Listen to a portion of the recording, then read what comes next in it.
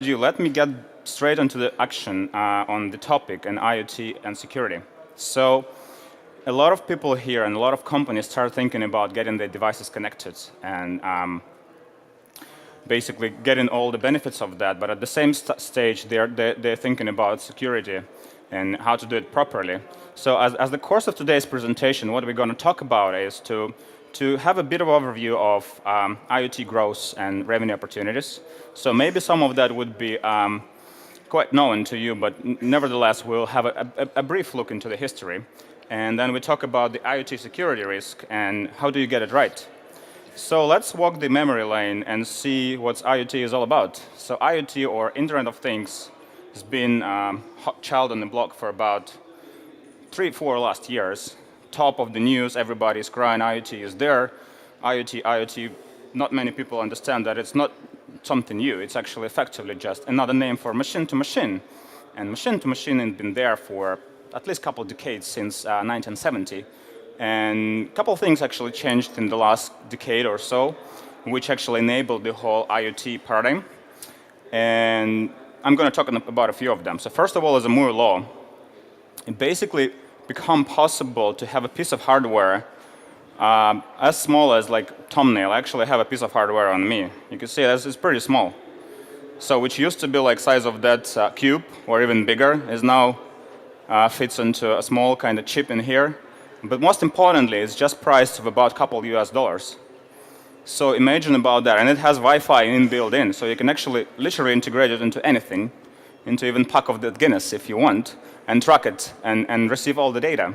So this is the Moore's law, which brought the price of hardware and the capability of hardware down significantly. And the second, which is actually quite important as well, the infrastructure and connectivity become quite ubiquitous. You now have broadbands in all of your houses. People think of Wi-Fi as something as normal as electricity or water in the places they live or they walk in. Most of the cafes, if they don't have Wi-Fi, it's actually a pretty big problem for them. And 3G and 4G cover in half of the globe. Literally, like everywhere you go, you have the 3 and 4G connection. And what's more important, people don't really think about what's the price of it.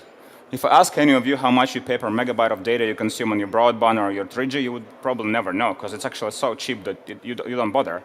So all that enabled what we know now as an Internet of Things, because the price of connectivity and the price of hardware became as low that it created a lot of opportunities for something which wasn't connected before to be connected now.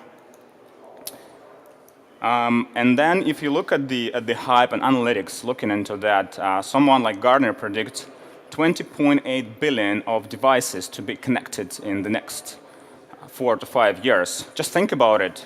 It's more than 3-fold increase from what we have right now. And then it will all come online. And if you look at the market size opportunity, it actually, analytics saying it would be 1.9 trillion of US$ opportunity. So we're actually at the beginning of the pretty big wave, and it's down to us if we're going to get this opportunity or not. But just to give you a bit of a comparison, let's actually look briefly on the trends, what happened to the personal computing, mobile, so smartphones, and what happened into IoT. If you look at the very first graph, the personal computing, the gray line down there, the longest one, it actually took over 10 years for a personal computer to reach a mark of 1 billion devices to be installed. So mobile phones and smartphones, let's say that it took them less than 5 years to reach that landmark. And look at IoT. It's actually exponential growth. It's already over 1 billion, and it's just, consider it to be just at the very beginning. It's going to be tens of billions, if not hundreds of billions of devices connected. Pretty much everything. If you look at this room, let's say if we meet 5 years from now and CeBIT at this very stage, though I hope we're going to be on the central stage. So at this very stage, on our bodies, in our homes, on CeBIT, pretty much everything going to be connected. And most importantly, we wouldn't even know now what kind of devices we're going to have, because those devices, they hasn't been invented yet. So it's businesses like yours, manufacturers, vendors, enterprises, they'll bring this next breed of connected things. And we're going to have a lot of fun with them. So another important statistics provided to us by Cisco researchers is actually, they looked at the verticals and the value split between them. And what's interesting here is that about a third, 27% of the whole value will come from the manufacturing piece. So how many people here in the audience represent manufacturer or some sort of business which produce piece of device or electronics? Just raise your hands. So about 10. Okay, it's great. So you guys on the good position because you're going to grab third of that market. Actually, you have an opportunity to grab third of that market if you're willing to. And why is that? You would ask me, why is that important for the businesses to even consider? Why would you connect something online, thing or device or other equipment? So first of all, you think about higher efficiencies and an opportunity to have a post-sale connection with your products, right? You can have analytics coming from that product telling you about what's happening. You can allow preventative maintenance. So basically, you can actually ring to your customer and say that the device they bought from you 3 years ago actually need a bit of a service, and you can provide them that service, which is not possible now. You basically answering consumer demand because people actually more and more go into the mode that they control things and they would like to control the things they own. And without them having this opportunity coming from you, it's actually pretty difficult. And last but not least, probably the most important is an additional revenue stream. Any business trying to maximize the revenue streams, any business trying to improve the product they have right now by actually getting more value out of that. So with that hardware I showed you, and with the many more coming into market pretty soon, for the fraction of cost, you can have a significant revenue stream into your business. And that's actually one of the key drivers. I don't need actually to sell you the IoT opportunity. I think most of us in this room and on this planet already understand that there is an opportunity for their business. It's just a matter of how to be connected. Let's actually have a quick look on one of the of some of the most innovative businesses here, which are already at forefront of the story and which have the things connected. And I've been yesterday to Pavilion 11, or I think it's 13. There's Tesla in there, probably the most kind of crowded booth with Tesla car in there. People actually crawl all over that. I was fortunate enough to explore Tesla in California a couple of months ago to have a bit better kind of understanding. And I'm just amazed the way they actually took it into Internet of Things kind of space. So I talked to the guy who bought Tesla like 3 years ago, right? The very first one, Model S. He's a proud owner. He's still driving that. And then a couple months ago, Tesla introduced self-driving mode. So the guy went to bed one night to only wake up in the morning and found his Tesla, it's already a self-driving car. How cool is that? While he was asleep, Tesla pushed remote update to his car parked in the garage. And the next morning, the car can park into garage itself. So this is the kind of the breakthrough we're talking about. This is what IoT enables. It actually enables manufacturers to make the products much better and provide better value to the customers. Look at the Walt Disney. They actually started introducing, I think it's now only in States, the smart wristbands. So you as a customer of them, you're planning a trip with your family in there, and you all know that when you go to Walt Disney, it's all about queuing, more queuing, and once again queuing. So this kind of experience needs to be broken, and that's what they're doing with that. So before you go, you say, I want to visit X, Y, that. I want to go into that restaurant. I want this food. They'll ship you this wristband. You put it on. You arrive. You go without the queue to where you want to go. You enjoy the experience. You walk into the restaurant, and the waiter already know. There's a family of 4. They have the table over there, and they're going to have pizza, Coke, and whatever else. So for you as a customer, it's pretty seamless experience. You actually enjoy being in Walt Disney rather than queue all the time. And then look at a Hive by British Gas. So it's, I think, mostly now in UK and in Ireland. But what it gives me, I'm actually one of the consumers of those, so a bit of a biased approach.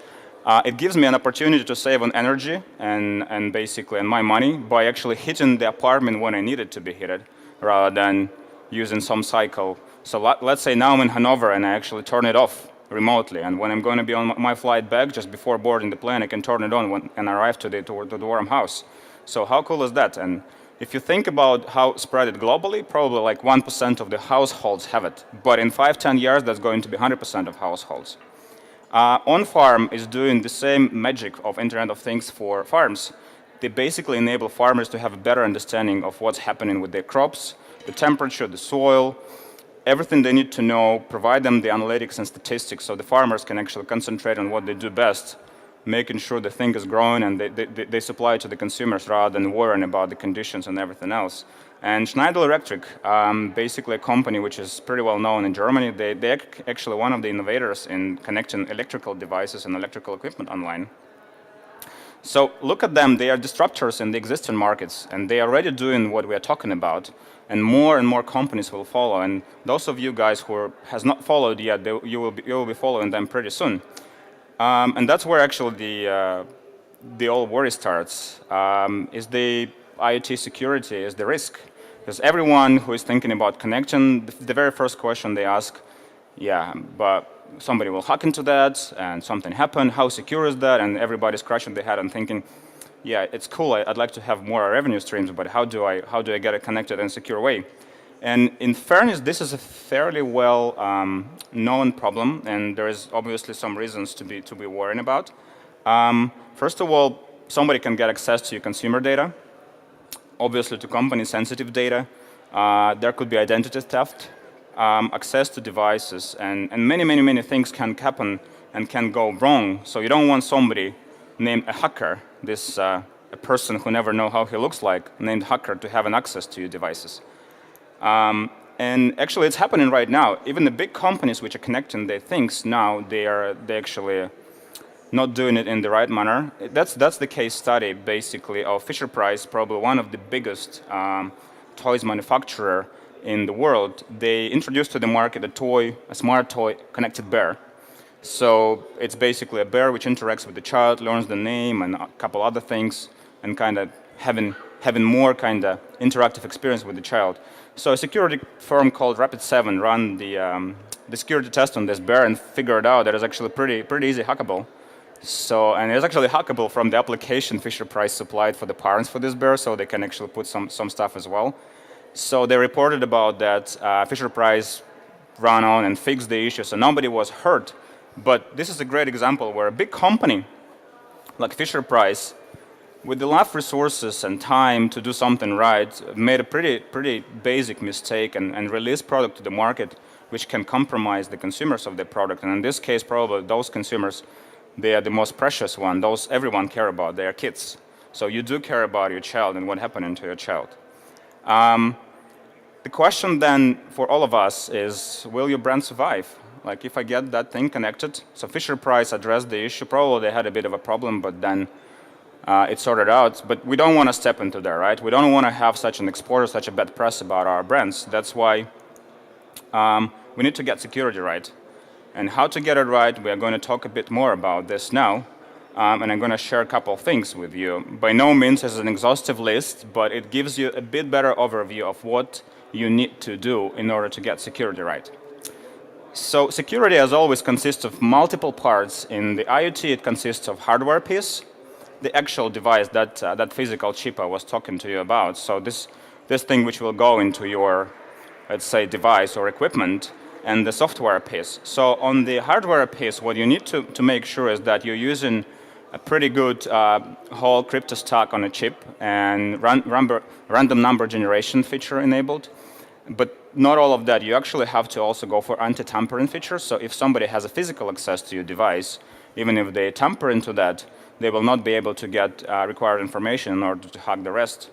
On the software piece, what you need to do, you need to always look for implementing the most secure communication with the recent standards. So you go for TLS, DTLS, and even though you go for hardware and software, you should always have a recovery plan. This is super important. Even if somebody tells you like they get your security 100% right, you should never believe, because nobody could get security 100% right. And if there's a person in this room who can claim that, I'm not sure that person knows what he's talking about. So always have a recovery plan. Assume that things will go wrong, and they definitely go wrong, because people improve, hackers are getting smarter and smarter. Somebody will be trying to hack into your thing all the time. But if you have a recovery plan, you should be able to basically push and fix it pretty fast, and this is what's most important for you. And last but not least, which is a pretty well known, but not by many people, honored enough functionality is remote update. The update I was talking for Tesla, like over-the-air updates. So you should be able to push something to your devices over the air when the consumers of your product should not even understand that it's happening in order to fix some bugs, some issues with the product, and basically to make sure the security is taken right. Speaking of security, actually, I think when a business, an enterprise thinking of connecting their product online, they always think that they have the best kind of expertise in-house, and they go and run and do it in-house. And that's actually where we figure out what most of pitfalls align.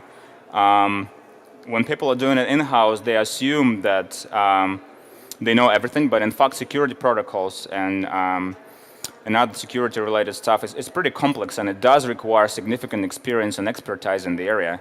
And therefore, if your company does not have that experience, even if you hire right people, but they weren't doing that for all their lives, they will make critical mistakes.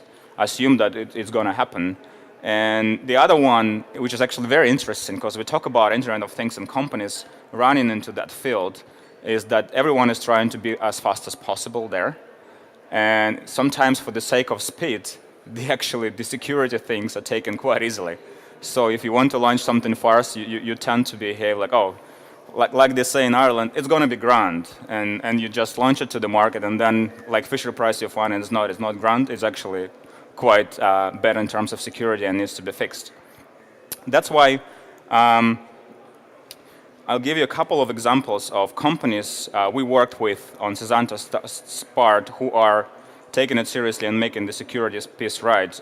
One of them is an American company. They are doing a home automation product, connected video peephole. And what they're doing, they basically have a piece of hardware that peephole attached to the door. When somebody knocks your door, it starts streaming video to your mobile phone, and you can see who is at your door. Doesn't matter where you are. You can be now in CeBIT and somebody knocking your door in Australia. You can see that. So what they actually wanted to have a full security stack, right? Because you don't want somebody else looking at who is by your door. You don't want to enable that for other people. They needed to have like a secure firmware. They need to have a cloud to put all the pieces together. And obviously, like most of the enterprises, they try to do it in-house, but then they quickly realized that they actually have to trust the professionals. So they came to us and they choose the IoT platform we provide. And this is the platform which has built-in security standards. It has over-the-air update, and everything that we were talking about in a couple of previous slides, this platform has. So what happened to people is that they actually had a pretty short prototyping cycle, and they're already up and running on the market selling their devices. Another company is actually a German company based here in Germany. They call Quantex, and they're doing a car diagnosis tool. So it's actually an existing product. That's an interesting piece. So this is the product they've been selling for a while, but just they figured out that if the product is connected, if you can transfer data remotely, that actually create more value for their customers. So they actually had a requirement of having a secure remote access functionality, and in order to enhance this existing product and sell it to the broader audience. And they actually also choose the IoT platform with built-in security and all this stuff. And in the outcome, they had this product which was actually improved and it's faster to market, and they have an innovator status in the market. So it's actually very important for you to think when you compare if you're going to do it in-house or if you're going to hire a third-party provider into that. Look at the benefits which will come with the third-party provider and consider that what makes more sense for you. So I'm going to outline a couple of those. First of all, always look for the experience.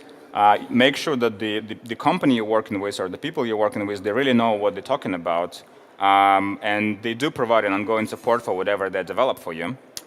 Look at the features of the platform they provide. Basically, make sure that it has all the features we were talking about. It's secure, it's using the most recent standard. It has over-the-air update. Look at the maintenance they provide and make sure that they actually do develop the platform ongoing all the time, improving that, and so you can benefit out of that.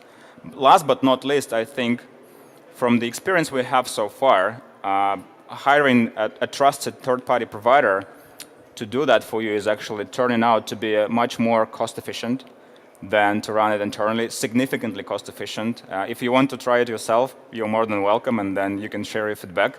But a vendor who knows what he does always going to have a lesser price point than if you do it in-house. And then the time to market, which is most important, is pretty short. So without further ado, let me actually look at the whole development cycle. There's actually a diagram, actually a couple bullet points showing what's happening on the hardware and software piece. So as a company, Cesanta can help you on two fronts, hardware and software. We can actually help you to prototype your hardware, to do the electronic blueprints, to do the PCB design, and then once we go into the software piece, we can do the firmware piece which runs on the hardware, and the cloud piece which runs on the cloud, and the rest can actually be taken care of by you. So this is a quick overview of the platform itself, and I guess this is not a big surprise to most of you. So it should have a firmware, the piece which is actually sitting on the device part, right? Which enables the device logic, what needs to be transferred, how it needs to be controlled. It should have a cloud, which basically considers and getting all the data in. And we do have also remote update, over-the-air update. We do have an APIs to connect to the existing ERP or cloud systems or solutions you are using. And all in all, this is a full-stack IoT system which can actually be tailored to your business need in a fairly quick time and enable you to get to the market faster for the fraction of cost. And you may ask actually why I'm talking to here, and this stage was pretty busy and going to be busy for the rest of today. Why actually would you go with someone like SmartJS or something like SmartJS? And how is it different from everything else on the market? And I'll tell you how. So first of all, which is one of the most important things, this system has state-of-the-art security, scalability, and reliability. In fact, our core engineering team, they are former Google engineers, so they actually know what they're talking about. For decades, they were building the most secure and robust background and actually back system on what Google using for the product called AdWords and basically Google search. We are hardware agnostic. We give you a choice to pick the piece of hardware you want. We don't want to dictate that. We don't want to do the vendor lock like many others doing. We do provide remote management and remote update functionality. We have seamless interoperation with other clouds. Let's say if you're using Amazon IoT or Microsoft Azure, we can integrate with them. We do have our very own JavaScript engine, which can actually enables you or engineers on your side to finish the device logic in JavaScript, which no one else can provide now. If you fix to C++, we can also do it in C++. That's not a problem. And it's an open source. There's not that many people out there who are providing open source solutions. You can actually, as we talk now, go to Cesanta.com, download the piece of firmware, get the chip out of my pocket, connect it to your computer, flash it, and have a prototype by the end of today. If you point me someone else who can do it in this room, I would be happy to talk to that person. So with all that, let me tell you a bit more about Cesanta. As I mentioned, we're an Irish base. You can see that scarf and the Guinness. That's something we enjoy quite often in Dublin, a great Guinness. We founded the company in 2013. As I mentioned, top engineering team coming out of Google. We have another product called Mongoose Web Server. Some of you might know that it's been on the market for quite a long time and having over 1.5 million downloads. We develop in SmartJS, a full-stack IoT platform, and we are proud to serve, even being a relatively young company, we are proud to serve customers like NASA, Dell, HP, Samsung, Intel, and many others. So this is Cesanta, all for you. Thank you very much for your time, and I'm really looking forward to the questions of you. Thank you.